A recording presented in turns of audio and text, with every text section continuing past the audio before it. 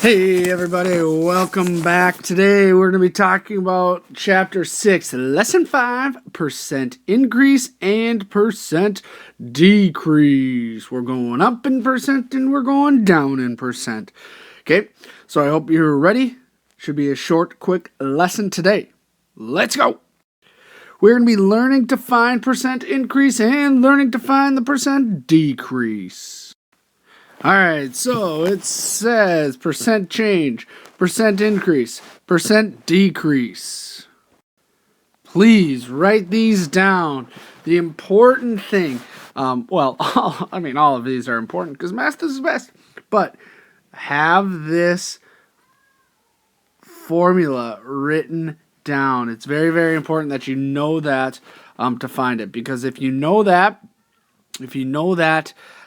formula there, percent change equals amount change over original amount times 100, it will make your example problems and your homework problems much, much easier.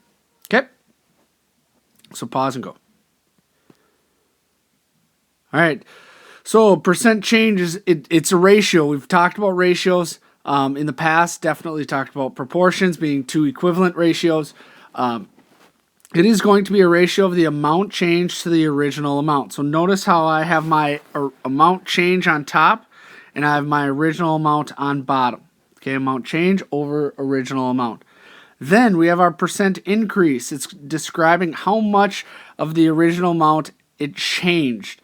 So for instance, if you look at the price of an item, okay, so let's say you grab something for $1, and then you have, that's the price of the item, then you have a sales tax. That sales tax is a percent increase of what the original amount was. Okay, sales tax, if you look at that, right around 7%. So you get 7% of $1, and it increases by 7 cents. Okay, same thing on the second one. Percent decrease describes how much the original amount decreases. When you get something like 20% off, that's a percent decrease. All right. So we have a couple of problems here. So all I want you to do is write these down, and then pay attention to the first one, and I'll show you the second. And I want you to do the second one on your own. Okay. So as you look at this, we know we're dealing with the formula of percent change is equal to the amount change over that original amount. So we have our percent change is going to be our answer. We're going to take the amount change over our original amount. Then we're going to take it and multiply it by 100. And we're going to get a certain percent.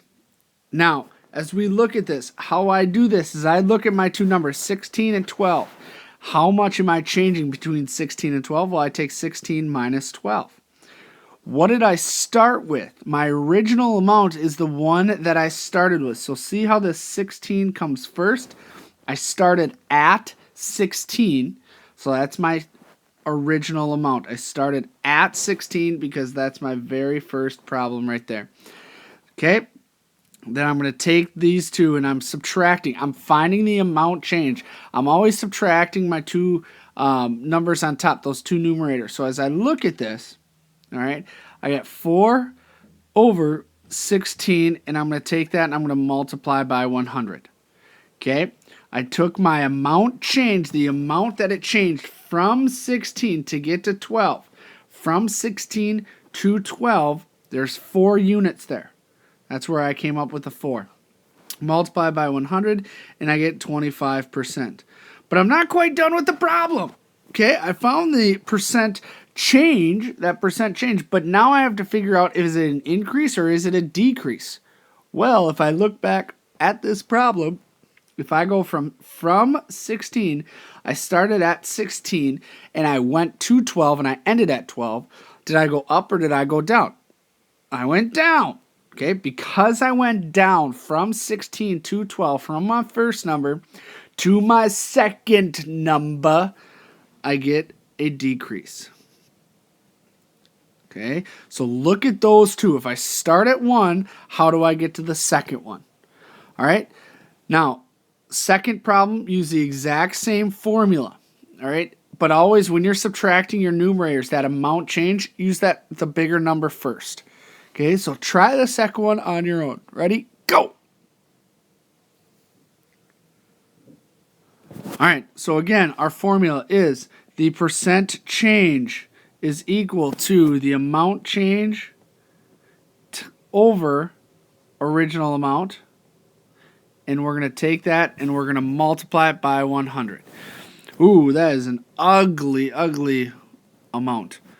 Okay, so our original amount change over our original amount times 100. How in the world does that percent change? Ugh. All right, so as you look at this, I need to take, how much do I change to get from 15 to 20? I'm going to take 20 minus 15 all over the number I started at. What number did I start at according to this problem right here? 15! Yes, we started at 15. Started at 15 there. Okay, so as I do this, now I subtract, I get 5 over 15. I'm going to take that and I'm going to multiply it by 100 to get my percentage, which is 33.3 repeating percent. Okay, so 33.3%. Now, is this an increase or a decrease? Increase or a decrease? Well, this is an increase. Why is it an increase? Maybe you're wondering, why is that an increase? I don't get that one. Think about where you started at. You started at 15 and you moved to 20. Okay, think about temperature. If I start at 15 and during the day it goes to 20, did I increase my temperature or did I decrease my temperature? I increased it. Okay, I increased it by 5 degrees. So that is a 33.3% increase. Awesome. Okay, what I want you to do is I want you to write this problem down using that exact same formula. Give this one a shot. See if you can find the percent increase here. And go! All right, here we go. What's the formula? Tell the person next to you what the formula is. That's exactly what I thought. It was percent change is equal to the amount change over the original amount times 100. Great job. Okay, now when we look at this, think of looking at this problem. It says when Jimbo was exercising, his heart rate went from 70 beats per minute to 98 beats per minute. What was the percent increase? Well, when I look at this problem, very first thing, we need to figure out what the amount change is. I'm going from 70 to 98. From 70 to 98. How much am I changing there? Well, I take 98 minus 70, and what do I get for my original amount? Start thinking before he started exercising, before he started running. Okay, his heart rate started at a certain point. Okay, what was that point? 70. Yeah, before he was just breathing. Well, maybe that was a little fast. And then when he got to 98 beats per minute, he was like, okay, because he was run fast.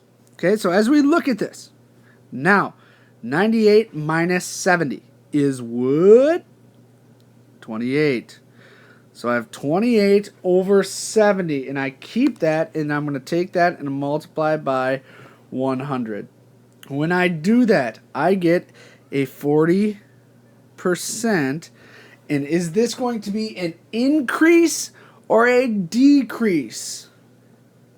Increase. Why is it an increase?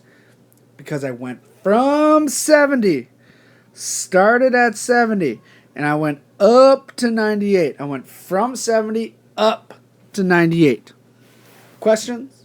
Concerns? Otherwise, I don't see any hands. Great.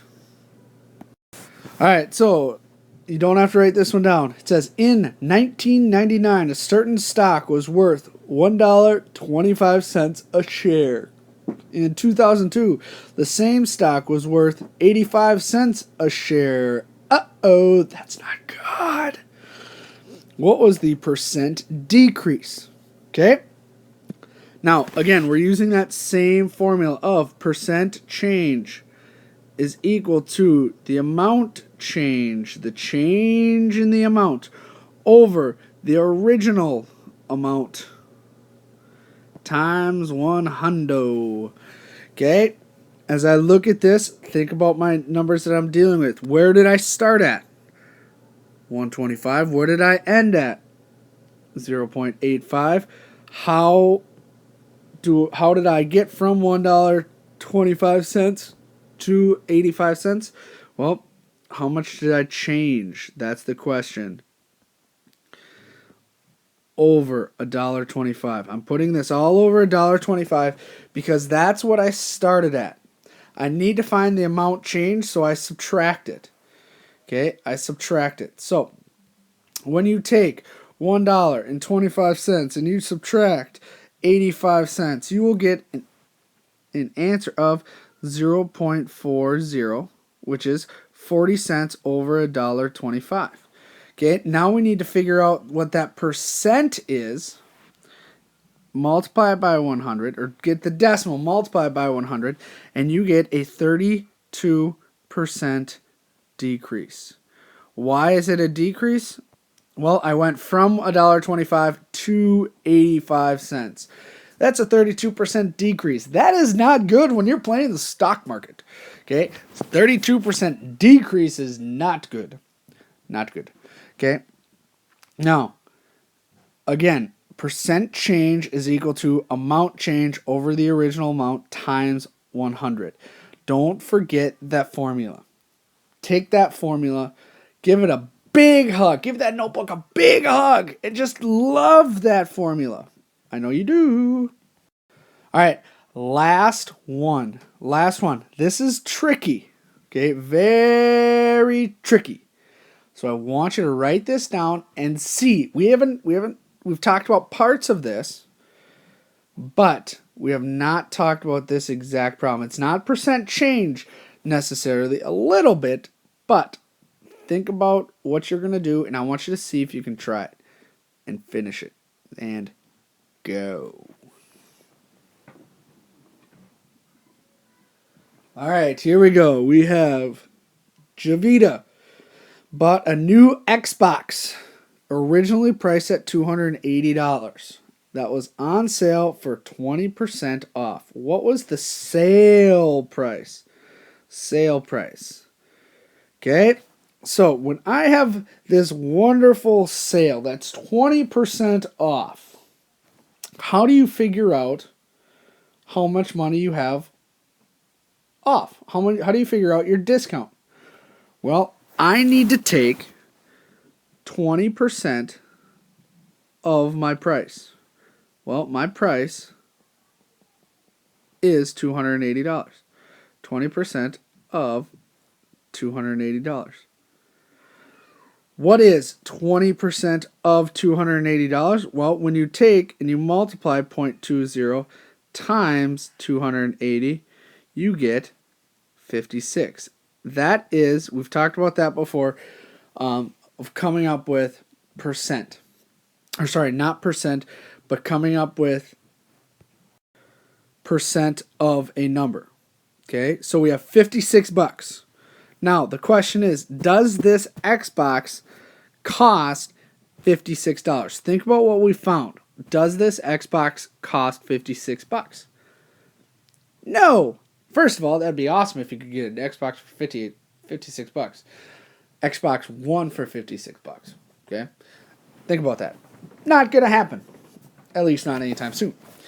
But if I do this, now what did I find? I found the amount off. So that is the amount off I have of my original amount. That is my sale. I have $56 off of my original amount. So how do you figure out the sale price, how much I would actually walk into the store and buy this Xbox for? I subtract. I take $280 and I subtract it from the amount off that I have. And when I do that, I get $224.